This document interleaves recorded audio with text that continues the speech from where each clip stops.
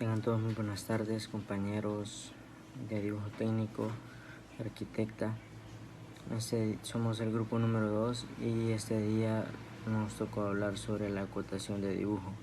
En primer lugar, les daré una definición sobre la acotación de dibujo.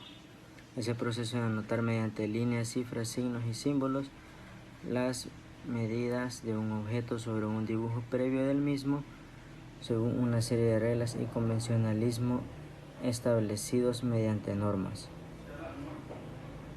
También es el trabajo más complejo del dibujo técnico, ya que para una correcta acotación de un dibujo es necesario conocer no solo las normas de acotación, sino también el proceso de fabricación de la pieza. Por todo ello, aquí daremos una serie de normas y reglas, pero será la práctica y la experiencia la que nos conduzca al ejercicio de una correcta acotación. Principios generales de la acotación. Una cota solo se indicará una sola vez en el dibujo, salvo que sea necesario repetirla. No debe omitirse ninguna cota. Las cotas se colocarán sobre las vistas que representen más claramente los elementos correspondientes. Todas las cotas de un dibujo se expresarán en las mismas unidades. No se acotarán las dimensiones de aquella forma que resulten del proceso de fabricación. Las cotas se situarán por el exterior de la pieza y se admitirá al situarlas en el interior siempre que no se pierda claridad del dibujo. No se acotará sobre aristas ocultas, salvo que en ello se eviten vistas adicionales.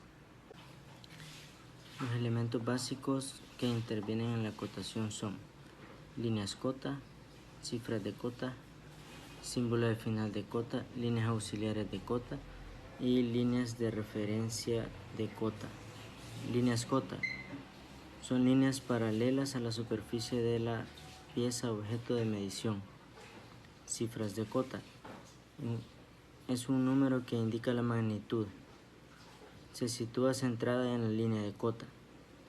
Símbolo de final de cota. Las líneas de cota serán terminadas en sus extremos por un símbolo que podrá ser una punta de flecha, un pequeño trazo oblicuo a 45 grados o un pequeño círculo.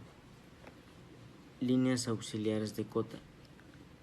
Son líneas que parten del dibujo de forma perpendicular a la superficie de acotar y limitan la longitud de las líneas de cota. Deben de sobresalir ligeramente de las líneas de cota, aproximadamente a 2 milímetros.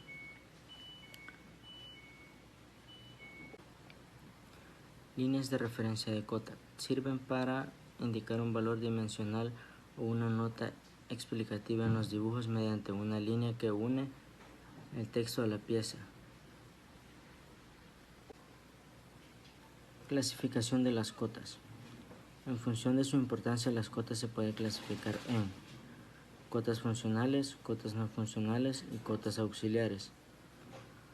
Cotas funcionales son aquellas cotas esenciales para la pieza que pueda cumplir su función.